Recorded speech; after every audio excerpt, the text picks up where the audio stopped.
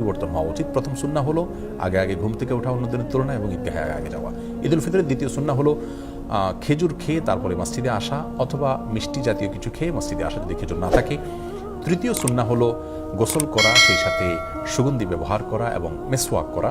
4 নম্বর সুন্নাহ হলো যার যা পোশাক আশাক আছে তোর মধ্যে থেকে উত্তম পোশাকটি পরিধান করা। নতুন পোশাক আবশ্যক নয়, সুন্নাহ নয়, তবে যা আছে তোর মধ্যে থেকে উত্তম এবং তুলনামূলক ভালো পোশাকটি পরা ঈদের দিন, এটা হলো সুন্নাহ। 5 নম্বর সুন্নাহ হলো ঈদগাহে যাওয়ার সময় পায়ে হেঁটে যাওয়া, কোনো বাহন ব্যবহার না করা। যারা বৃদ্ধ বা অসুস্থ তাদের কথা ভিন্ন, সুস্থ স্বাভাবিক মানুষের জন্য বাহন ব্যবহার না করে পায়ে হেঁটে যাওয়াটাও সুন্নাহ। এতে ঈদের সৌন্দর্য বিকশিত হয় এবং প্রকাশিত হয়। 6 নম্বর সুন্নাহ হলো ঈদগাহে যাওয়ার সময় তাকবীর বলতে বলতে যাওয়া, আল্লাহু আকবার আল্লাহু আকবার, লা ইলাহা ইল্লাল্লাহু আল্লাহু আকবার আল্লাহু আকবার ওয়ালিল্লাহিল হামদ। এই তাকবীর পাঠ করতে করতে ঈদগাহে আসা সুন্নাত, গল্পগুজব করতে করতে আসা উচিত না। তাকবীর আমাদের মুখে থাকবে এবং আমরা ঈদগাহে যেতে থাকবো। 7 নম্বর সুন্নাহ হলো যেই পথ দিয়ে আমরা ঈদগাহে আসবো, বাসায় যাওয়ার সময়